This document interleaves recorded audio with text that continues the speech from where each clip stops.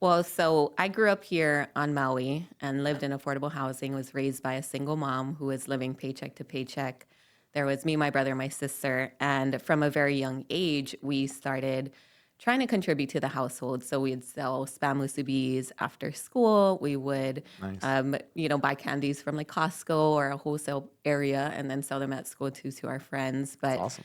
we definitely had that in us from the start of knowing that, it does take money in order to get the things that you want.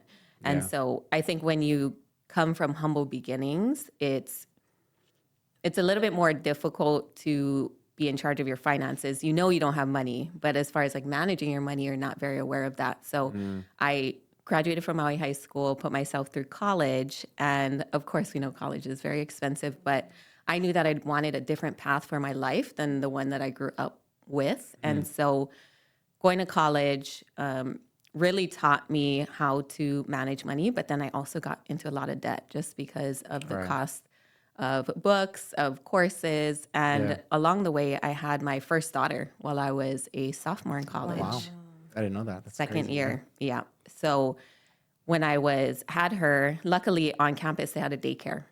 And so I would ride my beach cool. cruiser from my apartment to drop her off before I went to class. And so I racked up a little bit of debt from that as well, just having to pay for all this stuff. Open up credit cards. It's so easy to open up credit cards when you're in college. Like they had them all over They want you campus. to. Right. Yeah. Yeah. And that really just opened up my eyes to like leveraging credit, but then also that put you in a lot of debt. Yeah. So it was almost a good part of that. The good part of that was like, hey, I can use, which I know something you're big on teaching, OPM. I can use other people's money for Right. stuff. Like, maybe you weren't using that at that time to buy real estate, but Right. you were using it. That's Yeah. crazy. How did you know? You said you knew you wanted a different path. And I think, what was it about you, or how did you know you wanted a different path than that? Just kind of seeing my mom struggle and then living in an expensive market like Hawaii, where, the average cost of homes now are $1.2 million. I was like, how the heck am I going to move home and be able to afford to live there? So I knew I had to, the common way of thinking is I have to get a high paying profession, like become a doctor, a lawyer, engineer. And so after I had my daughter, I realized, okay, I better be one of those three because if not, I can't move home. Right. And so I became a civil engineer, moved home, and worked as an engineer for 10 years. But I was still in debt. I still was not able to pay off all of my debt, even though I had a really good job because the cost of living here is so high. And so one day, it was a Saturday, I had to go into work. This is after working for 10 years as an engineer, moving up to project manager in charge of, $20 million, $50 million projects where we're building shopping centers and renovating hotels and building subdivisions here across Hawaii. It really got me to thinking like, oh my gosh, I'm really like slaving away and I'm on a salary. My salary was only about almost $70,000 a year. It's like $6,000 a month or something. And once I started going on Saturdays because my boss was like, hey, we have this deadline, like we got to get this built. Started going in, and then I would go in on Monday, and then she was like, oh, and don't worry about the other stuff that you didn't finish. I got that done yesterday. And I was like, that's going to be my life. Like, I'm going to be working seven days a week and getting paid the same amount. And I just didn't want that to be me. And my husband, what really hit me was one day when I came home after working, on a Saturday, and he was like, hey, where have you been all day? I'm like, oh, I had to go to work. He's like, hey, I don't mind helping out with the kids. He had his own business, so he had a lot more flexibility. But for him, he said, they're getting the best of you, and we're getting the rest of you.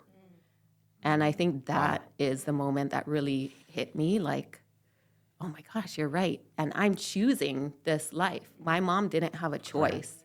So that took me back to my childhood when I felt like that towards my mom, like, why are you working so much? Why don't we have you around?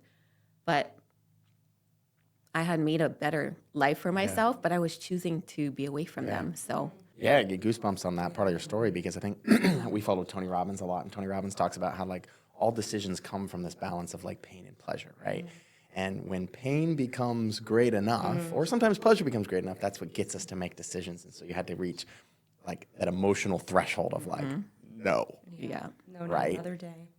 And some people listening to this probably haven't gotten there yet, right? They're still maybe in the W-2 or they're still in that grind, but they know that there's something more. And I think what's interesting is we can make a decision ahead of that pain and get ourselves to take that action to move forward. So how did your real estate journey start then after you finally were like, no, not enough? Where did you go? You're 10 years in a career. You have a 12-year-old at this point probably, or a 13-year-old? Yeah. So after that, it really got me to thinking, man, I really got to make a change then. And my husband brought it to my attention. I do need to shift my thinking from like, this is a secure job. Like this is what I went to college for. And I fought so hard to have this better life. But is it really better? Right? It's not really. So I started Googling, on the internet, how to quit my job and get rich, like everybody else. And real estate kept popping up. And it was so hard for us to buy our home. I was like, how are all these people buying rental? They must have come from money. But the more I educated myself, the more I started listening to podcasts, I was like, oh, they started with no money. And so that just opened up my mind to trying to be around other people that were already successful in real estate. So I learned about local meetups happening here. I started learning about events and just started going and surrounding myself. And after I joined a mentorship, it really gave me direction into how I could actually make this into something that was full time. And so I started learning how you could buy properties off market, because right here, it's a very limited market.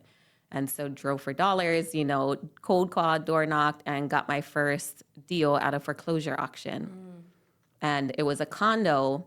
We purchased it, and in 30 days, we did the renovation. We sold it in 15 days to a cash buyer, and we netted $103,000 in 45 days. And your brain went, And I was making $70,000 as an engineer, working 70 hours a week, 365 days.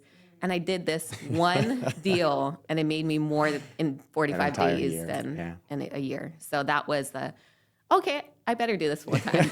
I only got to get one of these deals a year in order to replace my income.